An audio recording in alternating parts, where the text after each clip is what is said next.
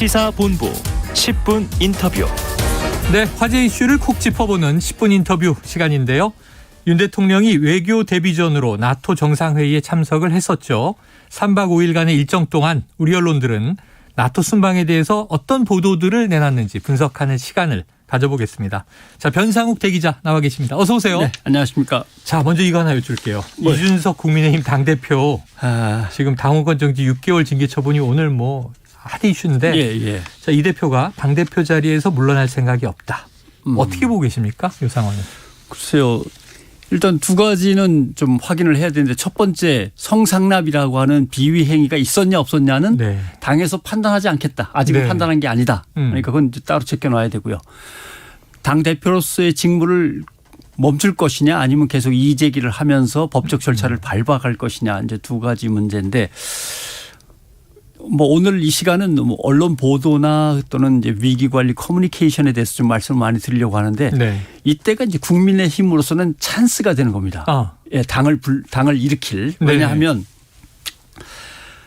이때 비상대책위원회를 꾸려가지고 예, 총체적인 위기 관리에 들어가야 할 때입니다. 네네네. 지지율이 뚝뚝뚝뚝 떨어지고 있고 대통령 지지율도 뚝뚝뚝 떨어지는 게 보이지 않습니까? 그런데 비상대책위원회를 꾸릴 때 이준석 대표가 만약에 당대표로 계속 있었으면은 절대 안 된다고 딱 잡아 뗐을 거지만 이제 당권을 내려놓고 있어야 되는 상황이 됐으니까. 당권이 공백이 됐으니까. 당적이 처리가 됐으니까 이제 찬스란 말이죠. 이때 원내대표가 비상대책위원회를 빨리 꾸려가지고 처리를 해야 됩니다. 왜냐하면 조직이 위기를 맞았을 때 가장 문제가 되는 건 이거 헤쳐나가기 어려워. 아마 우리는 극복하지 못할 거야라는 고정관념이 제일 위험합니다. 그렇게 생각할 필요가 없습니다. 왜냐하면 지금 국민의힘만 해도 이전 당에서 겪었던 총풍, 북풍, 그다음에 돈상자, 스캔들 다 잊혀졌잖아요. 예, 얼마든지 다시 일어설 수 있는 거거든요. 더군다나 다행인 것은 민주당이 또 지금 시끄럽죠. 시끄럽고 별 볼 일 없는 똑같은 상황입니다. 그렇기 때문에 이럴 때 당 조직의 근본적인 문제, 비합리적인 구조, 고질적인 병폐 같은 것들을 확 뒤집어 보면서 윤리 규정을 새로 강화하고 탁탁탁 내놓으면 그래도 저 당은 집권당으로서 뭔가 그래도 하려고는 하는구나 이런 느낌을 이제 주는 거죠. 상대적으로 유리할 수 있는 찬스가 왔습니다. 이게 국민의힘에서 지금 이 방송 듣다가 들으셔야 될 것 같습니다. 현 대기자님을 비대위원장으로 영입할 수도 있어요. 바쁩니다, 제가. 거절하시는 거죠? 예. 거절. 네. 아직 영입 제의는 오지도 않았지만 사전 거절. 하지만 어쨌든 의미 있는 얘기입니다. 위기가 기회다. 지금 이준석 대표의 입에만 또 우리가 다 집중하고 있는데 집권 여당이니까 총체적인 위기를 다 묶어서 돌파해야 한다. 이런 얘기를 주셨습니다. 자, 나토 정상회의로 가보죠. 그 순방에 대한 언론 보도에서 뭐가 가장 눈에 띄셨어요? 언론 보도니까 문제점을 지적한다면 나토 정상회담의 배경이나 맥락, 그다음에 우리나라에 미칠 영향 이런 것들 그리고 정상회담에 우리 대통령이 참석함으로써 내포되어 있는 거기에 따른 위험 부담 이런 것들이 쭉 차례대로 짚었어야 되죠. 왜냐하면 사실 국민들은 거의 모든 뉴스를 국내의 정파 간의 다툼이라든가 이런 사건 사고 이런 거 위주로 듣거든요. 그러니까 국민들이 국제적인 감각을 다시 일깨우고 시야를 넓히려면은 평상시에 이런 거 보도하면은 국민들이 관심이 없죠. 그런데 대통령이 해외 순방을 간다든가 정상회담에 참석하러 비행기를 타고 간다든가 하면 관심이 확 높아지거든요. 이럴 때 언론은 국민에게 제대로 된 그동안에 전하지 못했던 지구촌 소식들을 제대로 설명을 하면서 국민이 거기에 대한 인식도가 높아져야 이게 전체적인 국가의 민주주의적인 어떤 운영이 유연하고 활발해지는 거거든요.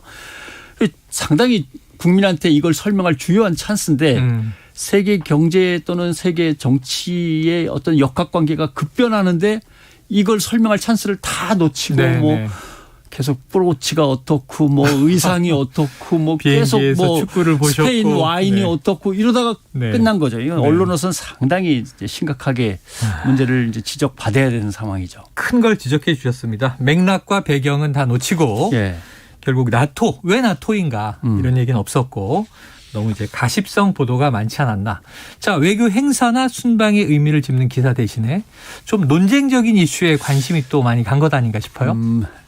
사실은 이건 시작부터가 논쟁점입니다. 왜냐하면 대통령은 그걸 알았던 것 같아요. 윤석열 대통령은 네. 엉겁결에 그 얘기를 꺼냈지만 이해는 분명히 한 것 같습니다. 왜냐하면 비행기 안에서 기자들을 만나서 뭐라고 했냐면 네. 제가 그대로 읽겠습니다. 네.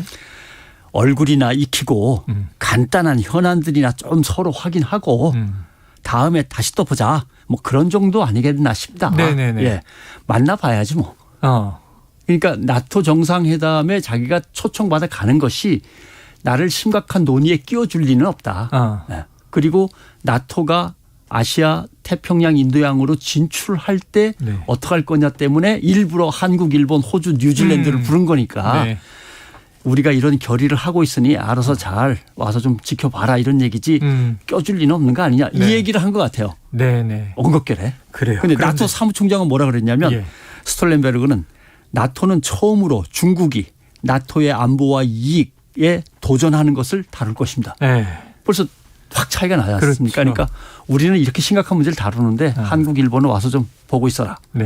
대통령도 대통령도 그걸 알고 아유, 이번에는 그냥 인사나 하고 오는 수밖에 없을 거야 라고 생각한 것 같습니다. 상견례 차원이다. 네, 이런 쟁점들을 사실은 명확하게 드러냈어야 되는데 언론 보도는 그것도 놓친 것 같습니다. 네, 뭐 G7도 그렇고요. 전 네. 정부에서 문 대통령이 갔을 때 그 보면은 이제 우리가 나토도 옵저버 이렇게 같이 그렇죠. 회원국은 아니니까요. 예, 그렇습니다. 알겠습니다. 자, 그런데 지금 국내 다수 매체는요. 예. 순방 일정에 함께한 김건희 여사.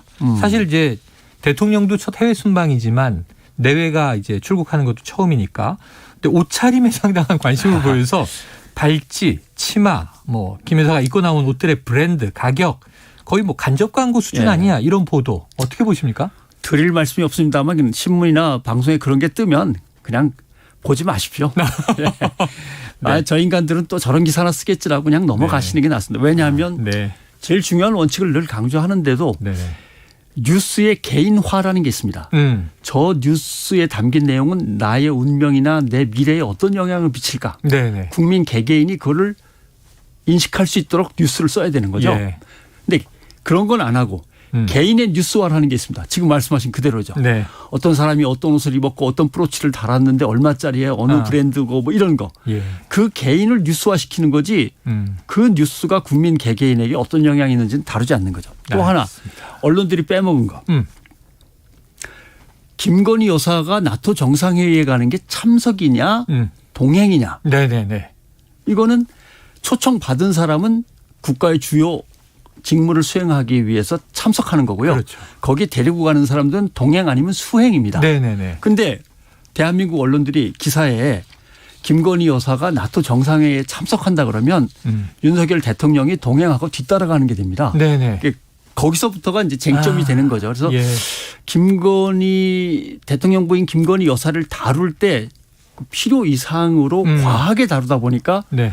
정상회의 참석 이렇게 되는 거죠. 네네. 윤 대통령은 수행, 동행 네. 이런 식으로 기사를 다루면 안 오히려. 되는 겁니다. 예, 네. 의미가 그렇게 뒤바뀌는 거거든요. 자, 대통령의 참석, 이 여사는 동행. 다만 이 현지에는 영부인 프로그램도 있었다. 거기는 그렇죠. 참석이 예. 되겠죠. 예. 자, 그런데 이 패션 보도의 취재원이 김 여사의 친오빠임을 정면으로 비판하는 칼럼이 나오면서 또 파장이 일었는데요. 예. 자, 이 비공식 인사가 정보를 제공한 것도 문제지만 이 받아 쓰는 언론 문제 아닙니까? 그러니까 첫째는 기자는 뭘 의심해야 되냐면 네. 저걸 왜 나한테 저 정보를 던져주는 걸까? 그렇죠, 그렇죠. 어떤 프레임에다 나를 끌고 들어가려고 하는 네, 거지부터 네. 의심을 해야 되는 거거든요. 사실 어떤 그 권력을 갖고 있는 사람들은 가끔 인간미 넘치는 가십이나 흥미거리를 갖다가 기사거리를 던져줍니다. 네. 왜냐하면 좀 소박한 이미지도 내놓을 겸 네. 또는 자기가 이미 어떤 약점을 안고서 남들의 공격을 받고 있는 상황에서는 그걸 프레임을 옮기려고 다른 네. 곳으로. 그렇기 때문에 기자는 항상 이런 프레임에 내가 말려드는 거 아닌가 이걸 의심해야 되는데 주면 덥석덥석 받아 쓰는 네. 거는 문제가 있고요. 또 하나 정말 일부 보도대로 대통령이나 대통령 부인의 사적인 조직이 공적인 대통령실 조직에 앞서서 홍보 자료를 돌린다든가 정보를 가지고 있다든가. 기자들을 만나서 상대한다든가 하는 것이 있다면 대단히 위험하죠. 왜냐하면 이 앞만 해도 박근혜 정부 때 벌써 대통령 탄핵이라는 네. 비선 라인 또는 측근 실세 뭐 이런 것 때문에 심하게 트라우마를 좀 갖고 있는 건데 이게 이제 대통령의 문제인 것 같아요. 왜냐하면 윤 대통령의 리더십이 시스템에 의한 리더십이 아니라 형님 따거 뭐 이런 리더십이에요. 네. 그러니까 조직이라고 하는 것은 법규에 의해서 권한과 책임이 부여되고 네. 그리고 권한의 남용이나 비위를 방지하기 위해서 견제와 감독 감시 시스템이 주변에 마련돼 있어야 되는데 사적 라인이나 친인척을 통해 가지고 실세들을 따로 챙겨주기 시작하거나 그쪽을 통해서 일을 하면 시스템이 가동되지 않죠. 이렇게 되면은 이게 사조직의 폐해가 커지는 거죠. 이거 조심해야 됩니다. 언론은 이걸 감시해야 되는 거죠. 감시해야 된다. 예. 덥석덥석 받았을 일이 아니다. 그렇습니다. 자, 또 큰 이슈로 다음을 다뤄보겠습니다. 취임 직후부터 국민과의 소통의 폭을 넓힌다. 자, 출근길에 뭐 이른바 약식 기자회견. 예. 자꾸 영어로 이제 도어 스태핑 이렇게 불리는데 예. 꾸준히 해오고 있습니다. 뭐 어제 그제 쉬고 오늘 또 있었는데요. 예. 초기에는 언론들이 신선하다, 새롭다. 대통령의 육성을 매일 들으니 좋다. 지금은 좀 분위기가 달라진다고요? 그냥 간단히 결론부터 말씀드리면 대통령께서는 도어 스태핑 빨리 중단하셔야 됩니다. 예. 도어 스태핑이라고 하는 것은 기자들이 좀처럼 정보가 잘 안 나오거나 할 때 뻗치게 하면서 기다렸다가 기습적으로 묻는 거거든요. 네네네. 또는 중요한 문제인데 솔직한 얘기를 안 꺼낼 때 출근이나 퇴근길에 갑자기 달려들어서 물으면 당황하면서 뭔가 흔들리면서 진심을 준비했던 정제된 답변이 아니라 진심이 툭 튀어나올 수 있거든요. 그런 걸 노리는 입장에서 부정적인 이미지가 강한 방법입니다. 그래서 그 도어 스태핑을 번역할 때 뭐라고 하냐면은 무례함이나 언짢은 의미의 인터뷰라는 의미가 담겨 있습니다. 그런데 이제 이걸 어떻게 단어를 거꾸로 해석해서 대통령의 소탈하고 언론과 수시로 격이 없이 만나는 장면을 연출.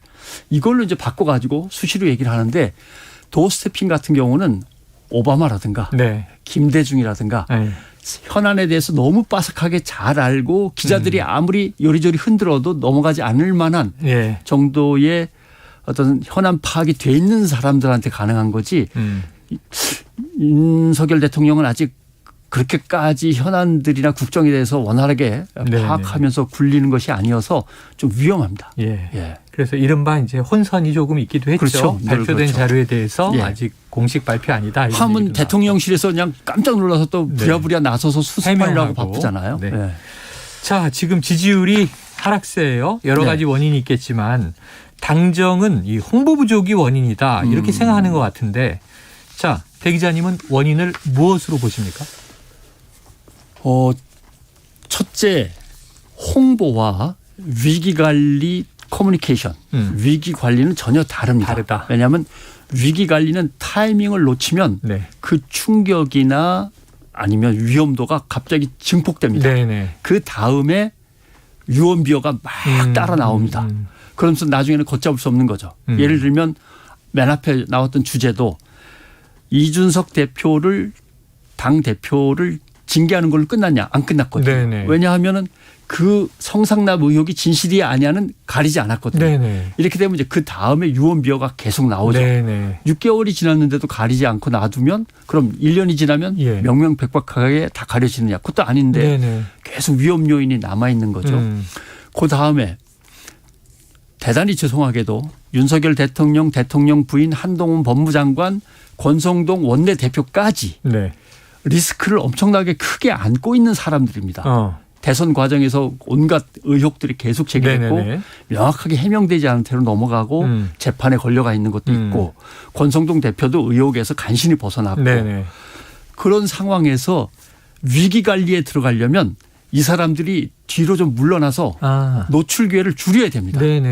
조금만 잘못해도 문제가 되잖아요. 예를 들면 스페인 와인 맛있던데 많이들 마셨어라고 기자한테 질문했을 때 윤석열 대통령이 술과 관련해서 리스크가 본래 없는 양반이라면 대통령이 기자들한테 정겹게 다가간 게 되는데 윤석열 대통령이 술 때문에 늘 문제가 생겼던 사람이라면 스페인 와인 꺼내자마자 그 말을 가지고 또 문제가 벌어진 거죠. 그러니까 이게 홍보와 위기 관리를 착각하면 국지적 그러니까 부분적으로 끝날 일이 거국적으로 번져버리는 큰 이슈가 돼버리는 이런 위험이 항상 있기 때문에 지금 상황에서는 위기 관리가 맞습니다. 위기 지지율이 관리해야 저 정도로 된다. 같이 네네. 떨어지고 있는 것은 위기 관리가 맞습니다. 네, 문제를 안고 있는 인물들은 좀 이 뒷선으로 물러나 있어야 하는데 네. 얘기를 하셨는데 그러니까 김건희 여사 같은 경우도 제2부속실이 없으면 네. 정해진 여사 담당 대변인이 있어야 네, 되는데 네. 전혀 없죠. 좀 청와대 대변인 이름 아십니까? 아유 기억 안 납니다. 저도 찾아보고 조금 네네. 확인했는데 조선일보 기자 출신. 예, 그렇습니다. 그러니까 대변인이 어디 간지 없잖아요. 다 대변인이 여사와 이야기할- 대통령이 직접 하지. 직접 한다. 예. 네, 지금 얘기하신 인물들이 매일 지금 기사에 등장하는 주요 인물들입니다. 자, 대 기자님, 지금 가장 심각한 게 예. 자, 윤석열 대통령의 이게 도대체 왜 문제지? 뭐가 문제야? 이렇게 생각하는 인식이 문제다. 이렇게 지적하셨어요. 예. 이걸 좀 설명해 주세요. 제가 속내를 정확하게는 읽지 못했습니다만 네. 윤석열 대통령은 엄청나게 큰 고비를 넘겼어요. 네. 0.7%포인트 차이로 간신히. 그 자기는 대권을 갖다 찾아온 걸로 이미 엄청난 일을 했고 네, 네. 약간 심리적인 공백기에 있는 것 같아요. 네. 왜냐하면 대통령을 또 한 번 할 건 아니잖아요. 어차피 한 번 하고 끝난단 말이죠. 예. 그러니까 나는 이 정도면 사실은 할 만큼은 일단 해놨고 하면서 그다음 거에 공백 상태가 있는데 국민의힘은 안 그렇거든요. 네. 2년 뒤에 총선이 지금 기다리고 있는데 그렇죠. 사실은 여소야대 형국이란 말이죠. 그렇죠. 그러니까 엄청나게 불리한 형국에서 다음 총선을 준비해야 되는데 대통령이 자꾸 엇박자를 내거나 네. 또는 권성동 대변인이 그걸 거둔다고 나섰는데 뭐 문재인 대통령은 BTS도 맨날 데리고 다녔는데 뭐라든가 해갖고 그렇잖아도 깜짝 놀랐습니다. 국민의힘에 대해서 네. 좋지 않은 감정을 갖고 있는 아미들을 또 건드리거나 이런 문제들이 계속 양쪽에서 동시에 벌어지는 데서는 무엇을 조심해야 되고 얼마나 정제된 메시지를 간결하게 내놔야 되는가에 대해서 위기 관리를 다시 한번 생각해 보실 필요가 있습니다. 야, 시간이 모자라네요. 중요한 얘기를 해주셨는데 지금 청취자분들은 너무 좋아하시네요. 네? 0419님, 변상욱 대기자님, 해안을 가진 명탐정 같아요. 정말 명탐정 같은 이 분위기가 있으세요. 3280님은요. 변상욱 기자님 코너 드디어 생겼군요. 금요일 1시 기억하겠어요. 고정은 아니시고요. 아직.